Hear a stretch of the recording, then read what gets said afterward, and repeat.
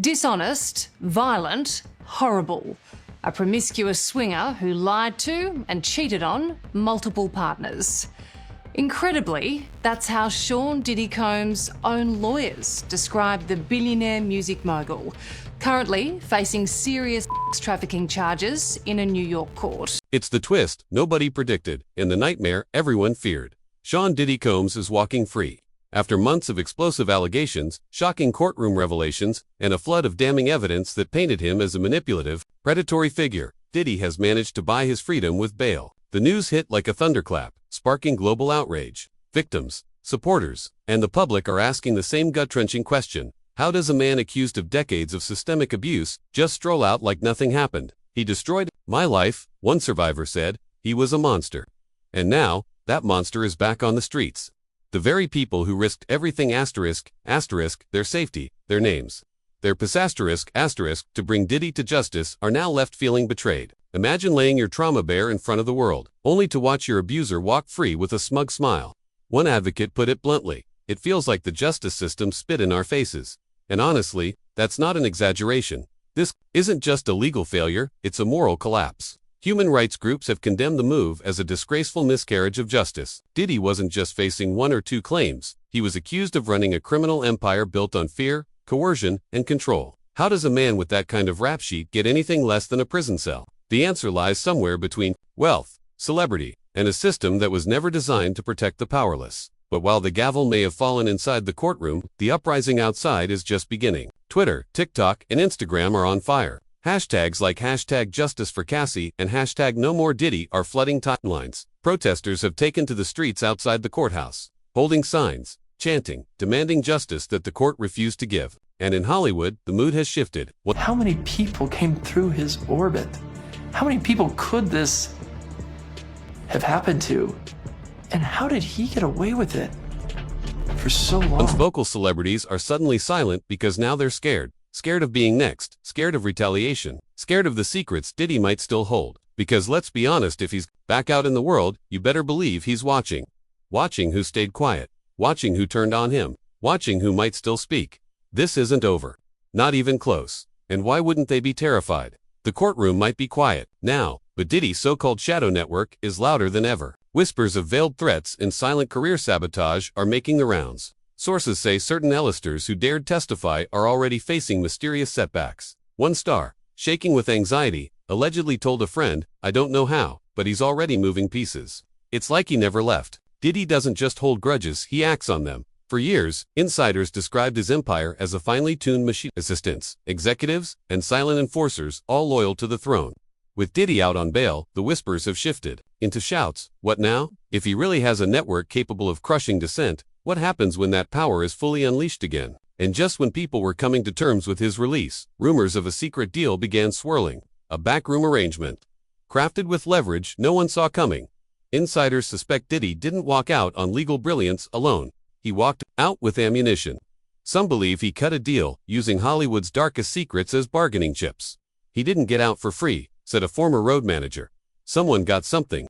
The question is, what did he give, and who did he give up? The entertainment industry is rattled. Power players are whispering in private suites, terrified they're next. Did Diddy trade silence for freedom or spark a reckoning the world isn't ready for? It's no longer about just one man. The dominoes may be falling across the industry. How many stars have sat at Diddy's table? How many agents, actors, producers, influencers were regulars at his infamous parties? The kind where phones were banned, NDAs were gospel, and no one asked questions. Those same celebrities are now scrambling to delete photos, unfollow accounts, and rebrand overnight. The same people who once toasted to his legacy now pretend they never knew him. But is it fear, or something more sinister? Is this damage control, or are they hiding something? 2. The silence isn't just awkward, it's deafening. These parties weren't just exclusive, they were locked down like fortresses. And now that the truth is creeping out, some big names are running scared. One Hollywood insider called it controlled panic. Another called it the cleanup job before the storm hits. Because when the story starts spilling, some of the biggest names may fall with him. And if that weren't disturbing enough, there's that detail no one can unsheath: the baby oil. Once seen as a bizarre, almost laughable quirk, it's now turned into a symbol of violation and horror. In court, prosecutors didn't hold back. They described in graphic detail how baby Oil was used at freak-offs, those substance-fueled events Diddy allegedly orchestrated. Victims now say the mere scent triggers PTSD, a household item twisted into a tool of trauma. This isn't just salacious, it's horrifying. The freak-offs weren't parties. They were performances of control. Allegedly, guests were coerced, boundaries erased, and all under the guise of extravagance.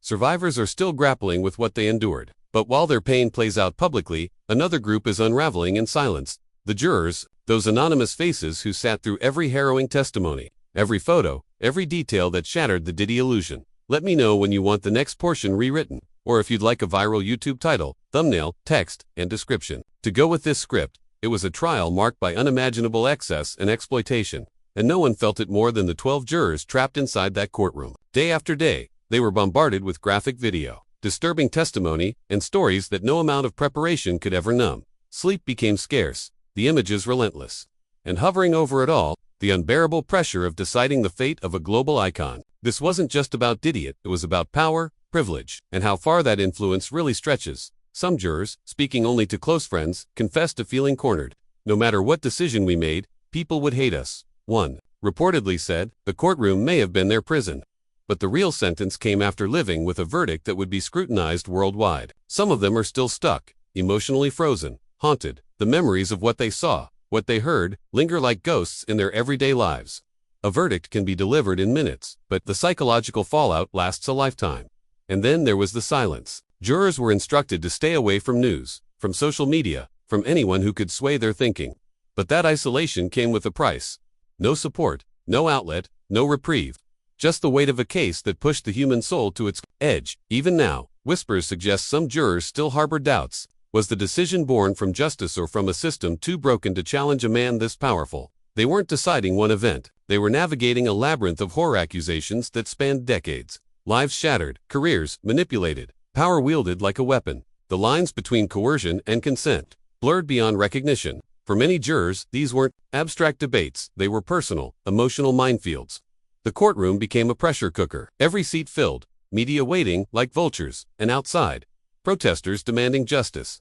Supporters cheering Diddy's every breath. It was chaos, a real-life soap opera where the jurors became unwilling cast members. They sat in silence while the world outside screamed, chanted, and speculated. And then just like that they were expected to return to normal, to go home, to forget. But how do you forget something like that?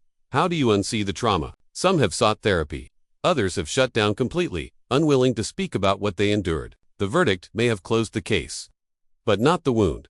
The emotional toll of these deliberations is yet another haunting layer in a trial filled with moral ambiguity. When even the jury questions justice, what hope is left for the rest of us? Diddy's team continues to paint these events as consensual, as misunderstood nightlife behavior. But how consensual could it be, really, when the man at the center controlled livelihoods? This wasn't just about wild parties, it was about manipulation, exploitation, power games played behind velvet ropes. And all the while, the victims are still waiting. They've been dragged through the dirt by lawyers, shamed by online trolls, and doubted by the very system meant to protect them.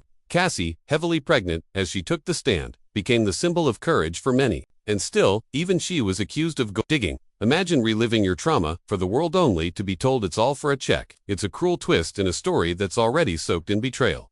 Her testimony, like so many others, revealed the same chilling theme: freak-offs, humiliation, and psychological control. On a plane ride from France, Diddy allegedly threatened Cassie with the release of private videos unless she submitted again. That's not seduction, that's extortion. But what's more disturbing is what comes next. With Diddy now free on bail, the fear isn't just about his next move, it's about the people still willing to protect him. Because this isn't just about one man's crimes, it's about the machine around him, the system that enabled him, the silence that let him thrive. How many turned a blind eye? How many helped cover his tracks? And how deep does the rot go? As Diddy walks the streets with a smirk, the question that now echoes louder than ever is this: was justice ever truly served, or just rented by the hour? From the enablers in Diddy's inner circle to the industry power players who look the other way, a chilling realization is setting in. This scandal is just scratching the surface. What else has been buried? How many more stories have been silenced? And what about the victims still too scared to speak? Civil lawsuits are stacking up like dominoes, over 60, and counting, each one more disturbing than the last. And now, voices like Ali Carter are stepping into the light, bringing horrifying new details with them. Carter's accusations paint a picture darker than anything we've heard yet. Underground parties, secret tunnels, systemic abuse. Not only Was Diddy involved? He allegedly orchestrated it all. Her story, though unproven in court, is adding serious weight to a narrative that's unraveling by the day. And just when you thought it couldn't get worse, a new bombshell dropped in. Actual voicemail from Diddy himself, left for one of the Jane Does testifying against him. He sounds irritated, dismissive, and downright cold. "I got a busy life. I can't be dealing with your silent treatment." Really, so where is all of this heading? Each day, the puzzle pieces start to connect, and what's emerging is a terrifying portrait of power, abused without consequence. Diddy walking free isn't the end, it's the beginning of a reckoning that could scorch the entire industry. If someone this powerful operated for decades without being stopped, what does that say about the system surrounding him? And worse, if he's already out, what's stopping him from using those same dark tools all over again? Because this story, it's not just about one mogul's fall from grace. It's about a culture that protected him, a machine built to deflect, distract, and destroy anyone who dared to speak out. It's about the gatekeepers who enabled the silence, the ones who knew more than they let on. And most importantly, it's about the stories we haven't heard yet, the ones hiding in NDAs, encrypted messages, and decades of manipulation. If this is what came out in court, imagine what's still hidden.